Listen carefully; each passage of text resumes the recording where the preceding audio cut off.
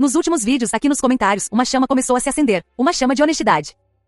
Vocês começaram a fazer perguntas. Perguntas difíceis, cruciais, aquelas que muitos têm medo até de sussurrar. O Paulo Lima, por exemplo, trouxe à tona a sombra do Concílio de Nicéia.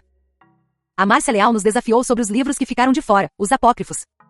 E o Renaldo Galdino, com uma precisão cirúrgica, mostrou como uma simples vírgula poderia aparentemente derrubar uma promessa de Cristo. E a primeira coisa que dizemos a vocês é obrigado. Obrigado pela coragem. Porque essas perguntas não são um ataque à fé. Elas são o grito de uma fé que quer ser real. Uma fé que se recusa a ser construída sobre a areia. E este vídeo de hoje é o nosso campo de treinamento. É a nossa resposta. Hoje vamos forjar respostas não de achismos, mas do aço da história, da lógica e, acima de tudo, da própria soberania de Deus revelada na sua palavra. Nós vamos encarar esses gigantes e descobrir que por trás de cada um deles há uma oportunidade para fincar nossas estacas ainda mais fundo na rocha que é inabalável. Vamos juntos! Olá, que alegria imensa, que privilégio caminhar com você mais uma vez, mergulhando na infinita riqueza da palavra de Deus. O nome do nosso canal, Palavra Pura, não é um slogan, é a nossa convicção, tirada diretamente de Provérbios, capítulo 30, versículo 5. Cada palavra de Deus é pura. E é precisamente porque acreditamos nisso que perguntas como as de vocês são o oxigênio para uma fé robusta. Se a palavra é pura, precisamos ter a mais profunda confiança de que o livro que seguramos em nossas mãos é de fato a palavra de Deus. Há um conceito, um fio de ouro que vai costurar todas as nossas respostas hoje, uma chave mestra que abre cada uma dessas portas trancadas pela dúvida, a soberania de Deus. A verdade fundamental, como nos lembra Lamentações capítulo 3, versículo 37, é que nada, absolutamente nada, acontece sem que o Senhor tenha ordenado. Isso se aplica à criação do universo, à sua salvação, e como vamos ver hoje de uma forma que talvez você nunca tenha visto antes, isso se aplica de maneira espetacular à transmissão e preservação da sua própria palavra ao longo da história. Vamos mergulhar nas três grandes objeções que vocês levantaram, o mito de Nicéia, a conspiração dos apócrifos e o drama das traduções. Nosso objetivo não é apenas ganhar um argumento, é sair daqui com a sua fé fortalecida, ancorada no Deus que não apenas soprou sua palavra, mas que soberanamente a protegeu através dos séculos de impérios, heresias e falhas humanas. Vamos começar com o primeiro gigante, a grande teoria da conspiração popularizada por best-sellers e documentários sensacionalistas, o Concílio de Nicéia. A história que contam é sedutora, pinta um quadro de corredores escuros e acordos políticos. Dizem que no ano 325 d.C., o imperador Constantino, um político astuto, convocou os bispos da igreja e num ato de poder supremo, os forçou a inventar a divindade de Jesus Cristo e a selecionar os livros da Bíblia que servissem à sua agenda de unificar o Império Romano. É uma trama digna de Hollywood, mas historicamente é uma ficção. Para entender Nicéia, você precisa entender a crise que a motivou. O concílio não foi sobre quais livros estavam na Bíblia. O tema era quem é Jesus. Havia uma crise doutrinária incendiando a igreja, liderada por um presbítero popular e carismático de Alexandria chamado Ário.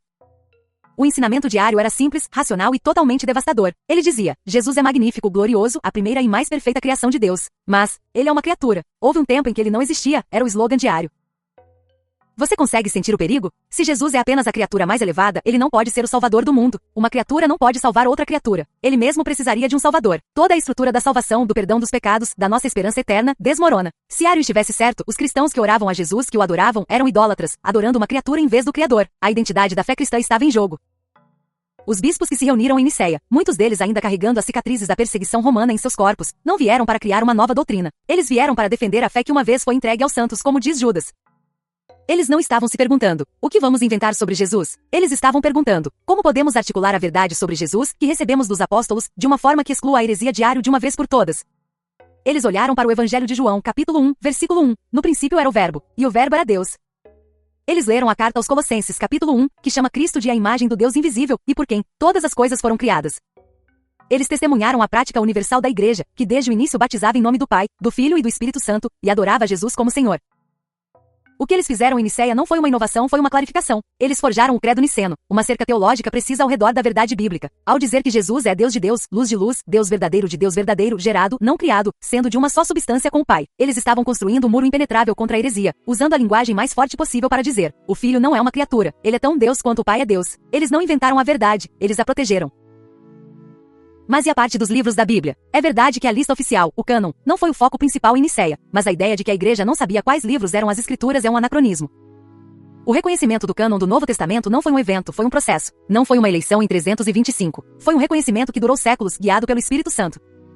Imagine um curador de arte especialista em Rembrandt. Se você colocar 10 quadros na frente dele, 9 falsificações e um original, ele não decide qual é o Rembrandt. Ele reconhece. Ele conhece o traço, a pincelada, o uso da luz, a alma do artista. A igreja primitiva agiu da mesma forma. Eles tinham critérios. O escrito tinha origem apostólica? Era consistente com o restante da revelação? Era usado universalmente pelas igrejas na adoração?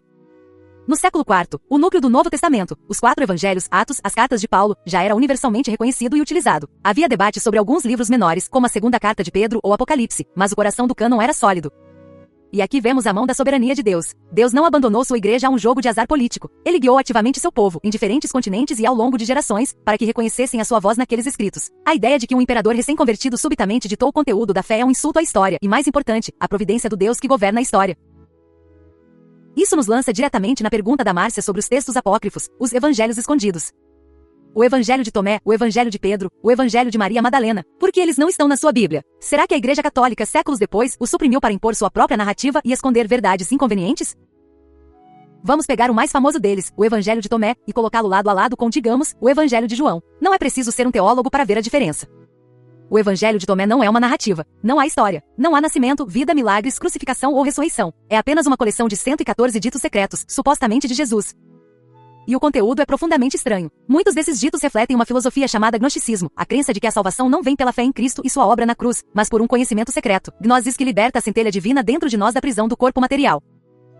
No dito 77, por exemplo, o Jesus de Tomé diz: Eu sou a luz que está sobre todas as coisas. Eu sou tudo. Rachem a madeira, eu estou lá. Levantem a pedra e vocês me encontrarão lá. Parece espiritual, mas é panteísmo. É a ideia de que Deus é uma força impessoal presente em tudo. Compare isso com o Jesus do Evangelho de João, que diz em João 14:6, Eu sou o caminho, a verdade e a vida. Ninguém vem ao Pai, senão por mim. O Jesus da Bíblia é uma pessoa a ser conhecida, não uma força a ser encontrada na matéria. Fica pior. O último dito, o 114, é chocante. Simão Pedro diz que Maria deveria ir embora, pois as mulheres não são dignas da vida. E o Jesus de Tomé responde: Eu mesmo a guiarei para torná-la masculina, pois toda mulher que se tornar masculina entrará no reino dos céus. Isso é um insulto grotesco, completamente contrário ao Jesus dos evangelhos canônicos, que elevou e honrou as mulheres de uma maneira radical e revolucionária para sua cultura. A igreja primitiva não precisou de uma grande conspiração para rejeitar textos como esse. Foi um processo de discernimento. Lembra do nosso curador de arte? Eles olharam para esses novos textos que surgiram em sua maioria no segundo e terceiro séculos, muito depois dos apóstolos, e disseram: Essa não é a pincelada do mestre. Esse não é o seu tom de voz. Isso contradiz tudo o que recebemos desde o início. Eles não estavam escondendo a verdade. Estavam protegendo a igreja de mentiras perigosas. Mais uma vez foi o reconhecimento guiado pelo Espírito Santo, e não uma conspiração de Roma, que estabeleceu o cânon. Deus, em sua soberania, protegeu sua noiva de abraçar uma caricatura gnóstica em vez do verdadeiro Cristo. Agora chegamos à questão do Renaldo, que é a mais sutil, a mais pessoal e, para muitos, a mais perturbadora. A questão da tradução das variantes textuais. Se o texto foi copiado à mão por milênios, e se até uma vírgula pode mudar o sentido, como podemos ter certeza de que o que lemos hoje é o que Deus realmente disse? A objeção é poderosa, mas a resposta de Deus, escondida em um dos maiores dramas do Antigo Testamento, é ainda mais poderosa. Para entender a preservação da Bíblia, precisamos voltar para a história das tábuas dos 10 mandamentos. Fique comigo, porque esta história muda absolutamente tudo. Ato 1, a palavra perfeita. Em Êxodo capítulo 31, lemos que Deus deu a Moisés as 2 tábuas do testemunho. O versículo 18 nos diz algo impressionante. As tábuas eram obra de Deus, e a escrita era, escrita de Deus, gravada nas tábuas. Pare e visualize isso. Esta é a palavra de Deus em um meio físico perfeito. Diretamente da mão do Criador, sem intermediários, sem possibilidade de erro. É o manuscrito original em sua forma mais pura. É a verdade absoluta da qual Jesus falaria em Mateus, capítulo 5. Nenhum iom tio jamais passará da lei. Essa é a natureza da palavra de Deus em sua origem, pura, perfeita, eterna. Ato 2, a fragilidade humana e a permissão divina. Agora, o drama. Moisés desce do monte segurando essa perfeição. E o que ele encontra? Seu povo, o povo da aliança, em plena apostasia, dançando ao redor de um bezerro de ouro. Êxodo capítulo 32, versículo 19, nos diz que a ira de Moisés se acendeu, e ele arremessou as tábuas das suas mãos e as quebrou ao pé do monte. Imagine a cena, o som da rocha sagrada se estilhaçando, a palavra perfeita de Deus em cacos. A pergunta imediata é, por que Deus permitiu isso? Moisés agiu por impulso? Foi um acidente trágico? Não, nada acontece sem a permissão do nosso Deus soberano. A quebra das tábuas não foi um acidente. Foi um sermão visual devastador, orquestrado pela providência divina. As tábuas quebradas eram um espelho perfeito do coração do povo. Eles haviam quebrado a aliança. A quebra física da lei refletiu perfeitamente a quebra espiritual. Deus soberanamente usou a falha, a raiva, a fragilidade humana para pintar um quadro inesquecível da gravidade do nosso pecado.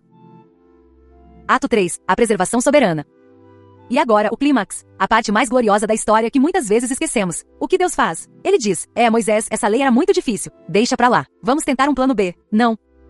Em Êxodo capítulo 34, versículo 1, Deus ordena, lavra 2 tábuas de pedra como as primeiras. E eu escreverei nas tábuas as mesmas palavras que estavam nas primeiras tábuas que tu quebraste. Você consegue sentir o poder disso? Apesar da falha humana, apesar da destruição do vaso físico original, apesar do pecado do povo, o Deus soberano garante que sua palavra, sua essência, sua mensagem, seja preservada perfeitamente. Irmãos e irmãs, essa é a doutrina da preservação da Bíblia em forma de história. Sim, a Bíblia foi copiada por mãos humanas falíveis por séculos. Sim, há variantes textuais, erros de cópia, um escriba cansado que trocou uma letra. Cada erro de cópia é um eco minúsculo de Moisés quebrando as tábuas. É a fragilidade humana em exibição. Mas o Deus que soberanamente governou a quebra e a reescrita das tábuas é o mesmo Deus que soberanamente supervisionou o processo de cópia da sua palavra. Ele permitiu a existência de milhares de manuscritos, espalhados pelo mundo, para que nenhum imperador ou papa pudesse jamais destruir ou corromper todos eles. E ele nos deu esses milhares de manuscritos hoje para que, ao compará-los, possamos ter uma certeza esmagadora, mais de 99%, sobre o texto original. Ele garantiu, como fez com as segundas tábuas, que as mesmas palavras essenciais à nossa fé e salvação chegassem até nós com pureza absoluta. Nenhuma doutrina central do cristianismo é ameaçada por qualquer variante textual significativa. Deus manteve sua palavra pura.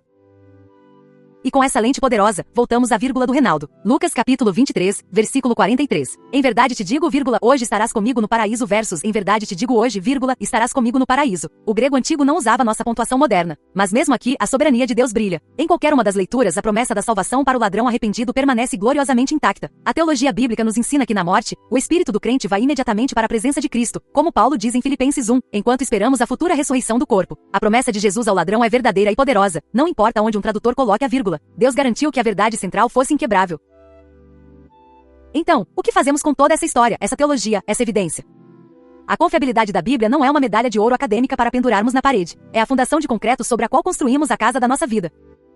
Porque acreditamos que a palavra é pura e soberanamente preservada, podemos confiar nela em meio às tempestades. Podemos nos agarrar às suas promessas quando tudo parece estar desmoronando. Podemos nos submeter à sua correção quando o nosso coração tenta nos enganar.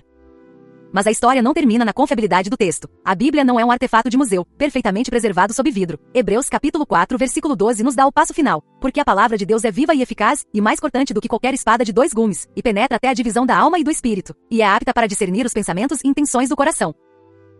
A palavra é viva porque o Deus que a inspirou e a preservou é um Deus vivo. Quando você, com um coração humilde, abre este livro, não está apenas lendo um texto antigo confiável. Você está se colocando sob o poder de Deus. Você está convidando o Espírito Santo, o autor divino, a usar essas mesmas palavras para te encontrar, te confrontar, te consolar e te transformar. A prova final da veracidade da Bíblia não está em um manuscrito ou em um argumento histórico, por mais fortes que sejam. A prova final é uma vida transformada pelo poder da palavra viva. Uau! Vamos amarrar tudo isso, essa jornada incrível. A palavra de Deus é pura e soberanamente preservada. Desde sua inspiração original, passando pelos processos históricos de reconhecimento e pela sua transmissão através de mãos humanas falíveis, o Deus que governa todas as coisas garantiu que sua mensagem de salvação chegasse até nós de forma clara, confiável e totalmente suficiente para nos levar ao conhecimento dele. Baseado em tudo que vimos, a pérola de hoje é esta: transforme a dúvida em investigação e a investigação em adoração. Na próxima vez que uma pergunta sobre a Bíblia te assaltar, lembre-se da história das 2 tábuas. Aproxime-se do texto não com medo, mas com uma fé robusta na providência de Deus. Use as ferramentas que ele nos deu. Compare traduções, leia uma nota de rodapé, ore pedindo ao Espírito Santo que te ilumine. Cada dúvida é uma oportunidade de adorar o Deus que foi tão gracioso em preservar sua palavra para você. A prova máxima da preservação da palavra de Deus não está em cacos de papiro, mas na palavra que se fez carne, Jesus Cristo. Nele a palavra não foi apenas escrita em pedra ou papel, mas viveu e respirou entre nós, cheia de graça e verdade. Deus foi ao extremo de se tornar a sua própria mensagem para nos salvar. A preservação milagrosa do texto bíblico é apenas um eco da graça ainda mais milagrosa e obstinada de Deus em se revelar a nós. Vamos orar. Soberano Deus que governa a história, nós te agradecemos pela tua palavra. Obrigado porque ela é pura, viva e foi guardada por tua mão poderosa através dos séculos. Pai, nós te agradecemos pelas perguntas, pelas dúvidas que nos forçam a ir mais fundo em ti na tua verdade. Dá-nos a coragem de um investigador e a fé humilde de uma criança cada vez que abrirmos teu livro. E que a tua palavra viva nos encontre hoje e nos transforme, e nos molde mais à imagem da palavra encarnada, nosso Senhor e Salvador Jesus, em cujo nome oramos. Amém. Essa conversa começou com as perguntas de vocês, e eu quero que ela continue com as respostas e reflexões de vocês. A minha pergunta específica para você hoje é: qual dessas 3 objeções era a que mais te incomodava ou te deixava sem resposta? E como a história épica das 2 tábuas da lei te ajudou a enxergar a soberania de Deus na preservação da sua palavra de uma forma nova e mais poderosa? Eu realmente quero ler sua história nos comentários. Vamos edificar uns aos outros. E se este mergulho na confiabilidade da palavra fortaleceu sua fé, há um vídeo aparecendo na sua tela agora que é o próximo passo perfeito. Ele mergulha na harmonia dos 4 evangelhos, mostrando como eles se encaixam de uma forma que prova ainda mais a mão divina por trás deles. Clique lá e vamos continuar essa jornada. E finalmente, se você deseja uma fé que não tem medo de perguntas, se você quer continuar a construir sua vida sobre a rocha, se inscreva no Palavra Pura. Que a sua confiança na palavra de Deus seja a sua âncora inabalável nesta semana.